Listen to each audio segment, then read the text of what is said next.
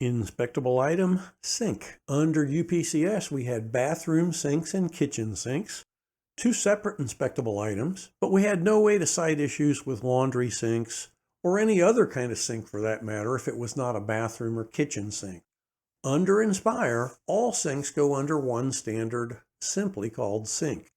Our definition shows at a glance that there are 7 different conditions to be cited. Deficiency 1, a sink or component is damaged, missing, or otherwise not functionally adequate. Deficiency 2, water is directed outside the basin. This came under leaks in UPCS. Deficiency 3, a sink is not draining. This came under bathroom or kitchen plumbing clogged in UPCS. Deficiency 4, sink is improperly installed, leaning, or pulling away from the wall. Deficiency 5, a component is damaged or missing, but the sink is still functionally adequate. D6, cannot activate or deactivate hot water and cold water. D7, sink is missing or never installed, and this is a unit habitability requirement. Our more complete definitions say sink is a basin with hardware designed to dispense and hold clean water, hot and cold, and to discharge wastewater.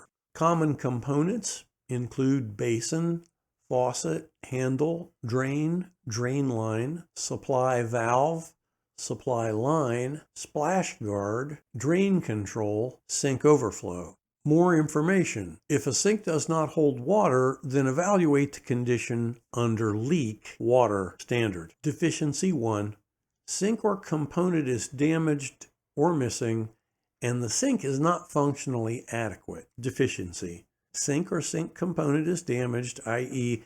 visibly defective, and this impacts functionality, or it's missing, i.e. there's evidence of prior installation, but it's now not present or is incomplete, and the sink is not functionally adequate.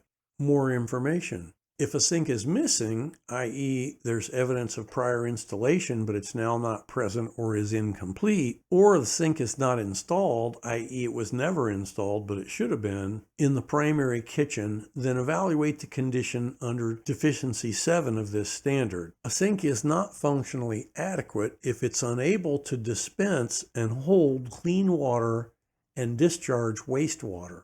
A stopper that is missing or not functionally adequate should be evaluated under deficiency 5 of this standard. Deficiency 2, water is directed outside of the basin. Deficiency, water is directed outside of the basin. Deficiency 3, sink is not draining. Deficiency, water is not draining from the basin of the sink. Deficiency 4, sink is improperly installed, pulling away from the wall, leaning, or there are gaps between the sink and the wall. Deficiency 5, sink component is damaged or missing, and the sink is functionally adequate. Deficiency, the sink is damaged, i.e. it's visibly defective, or there's something that impacts functionality, or the sink is missing, i.e. there's evidence of prior installation, but it's now not present or incomplete, and the sink is functionally adequate. So in this case, the sink is still functionally adequate. There's a deficiency of some sort, but the sink is still usable. Deficiency 6, cannot activate or deactivate hot and cold water. This is an affirmative habitability requirement. Deficiency, the control knobs do not activate or deactivate hot and cold water. More information. Intermittent drip should not be evaluated under this standard. In other words, an intermittent drip does not constitute being unable to deactivate the water.